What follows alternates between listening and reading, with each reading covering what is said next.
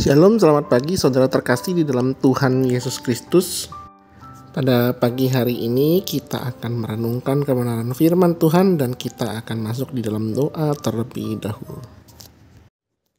Selamat pagi Tuhan, terima kasih untuk semalam yang telah Engkau berikan kepada kami untuk istirahat dan kami dapat bangun pada pagi hari ini.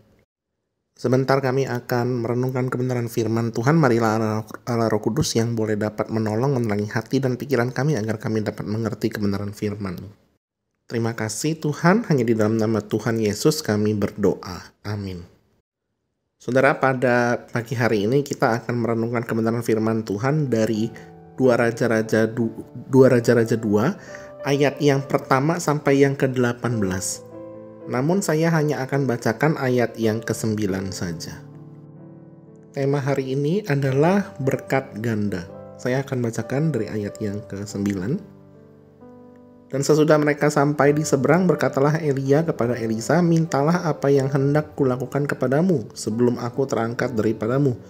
Jawab Elisa, "Biarlah kiranya aku mendapat 2 bagian dari rohmu." Sedemikian jauh pembacaan firman Tuhan. Berbahagialah kita yang bukan hanya mendengar tapi juga melakukan firman ini dalam kehidupan kita sehari-hari.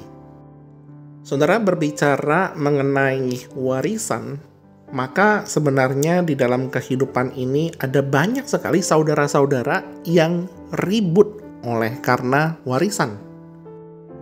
Koko bisa benci kepada adik, adik bisa benci kepada koko atau cicinya. Itu karena mereka berebut warisan. Dari yang tadi dipanggil saudara menjadi orang asing ketika bertemu di jalan. Mereka tidak lagi saling mengasihi, bahkan tidak lagi saling mau menyapa. Maka dari itu, orang tua kebanyakan zaman sekarang tidak lagi terlalu menitik beratkan kepada mewariskan sesuatu yang materi kepada anak-anaknya. Bahkan di luar negeri ada beberapa orang yang mewariskan seluruh kekayaannya kepada orang-orang asing ataupun orang-orang yang membutuhkan, misalnya anak yatim piatu, agar tidak terjadi perebutan harta di antara saudara-saudaranya. Bagi orang Kristen, apa yang bisa kita wariskan?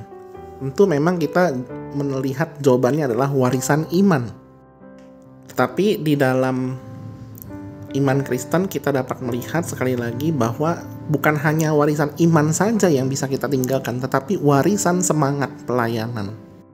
Dan kita sama-sama akan belajar dari kisah Elia dan Elisa ini. Jika kita melihat konteks dari kisah Elia dan juga Elisa, Elia ini sebenarnya sudah berada di ujung akhir hidupnya. Nah, makanya kita melihat langsung di ayat yang ke-9 dari 2 Raja-Raja pasal yang kedua ini, Elisa meminta kepada Elia yaitu 2 bagian dari rohnya. Mungkin ini agak sulit jika kita baca secara literal dan tanpa melihat referensi ke bagian Alkitab yang lain. Makanya kita harus melihat di dalam LI ini dari pasal 2 ayat yang ke-9 itu merujuk kepada Ulangan 21 ayat yang ke-17 yang berbunyi demikian. Tetapi ia harus mengakui anak yang sulung, anak dari istri yang tidak dicintai itu, dengan memberikan kepadanya 2 bagian dari segala kepunyaannya dan seterusnya dan seterusnya. Nah, inilah yang menjadi latar belakang dari pembicaraan yang dibicarakan oleh Elisa kepada Elia. Jadi kalau misalnya kita lihat Ulangan 21 ayat 17, di sana sedang membicarakan tentang hak kesulungan. Di sana kalau misalnya kita ngomongin tentang hak kesulungan, apa yang diterima sebagai anak sulung itu biasanya berkatnya ganda dibandingkan dengan anak-anak yang lain.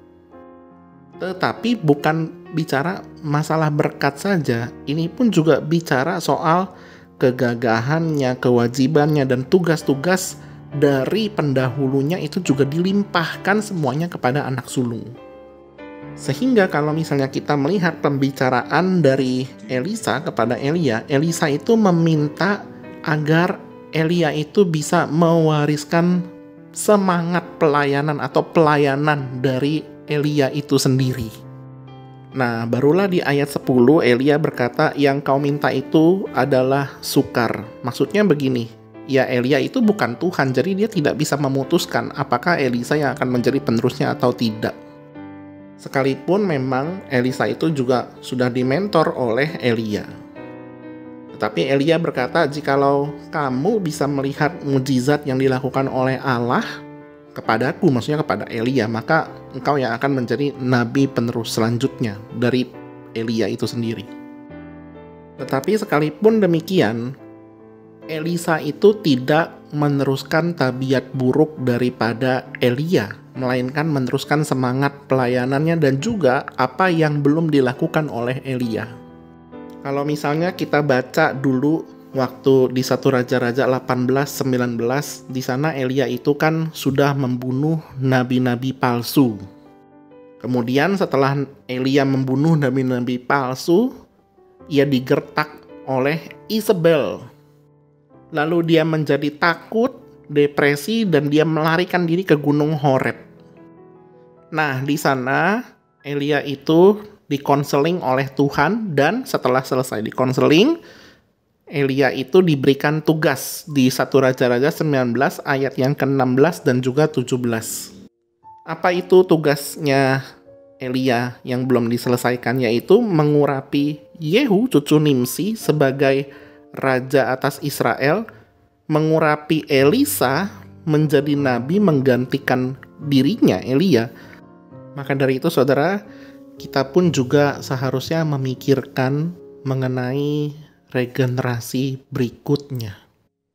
Apa yang akan kita wariskan, apa yang akan kita tinggalkan kepada generasi penerus kita? Tentu kita tidak hanya meninggalkan materi semata, bukan, tetapi kita juga meninggalkan yang terutama semangat untuk mencintai dan melayani Tuhan di sepanjang hidup anak-anak kita berikutnya. Maka dari itu penting sekali bagi kita untuk melakukan yang namanya pemuritan di dalam keluarga. Kita membicarakan mengenai Tuhan, diskusi mengenai Allah atau khotbah-khotbah mungkin minggu itu di dalam keluarga kita terlebih dahulu. Karena berkat ganda itu akan tercurah ketika anak-anak kita itu bukan lagi mencari Tuhan hanya untuk mendapatkan berkat darinya saja, tetapi bagaimana ia dapat mencintai Tuhan dan melayani Tuhan dengan setulus hati dan kekuatan mereka di sepanjang hidup mereka. Memang tentu saja itu adalah peran utama dari Allah Roh Kudus. Tetapi dari sisi manusia, kita pun juga jangan sampai melalaikan hal yang sangat penting ini. Mewariskan semangat pelayanan kepada generasi berikutnya. Kiranya Tuhan Yesus memberkati kita sekalian. Mari kita berdoa. Terima kasih Tuhan untuk firman-Mu yang terus mengingatkan kami agar kami boleh mewariskan semangat pelayanan kami, semangat untuk mencintai Tuhan kepada generasi-generasi penerus kami. Terlebih Tuhan, kiranya Engkau yang menolong kami agar kami memiliki kecintaan kepada Tuhan setiap harinya terlebih dahulu. Kiranya Allah Roh Kudus yang menolong kami di dalam proses pengudusan kami hari demi hari. Kiranya Tuhan juga yang memimpin aktivitas kami di sepanjang hari ini. Terima kasih Tuhan, di dalam nama Tuhan Yesus kami berdoa. Amin.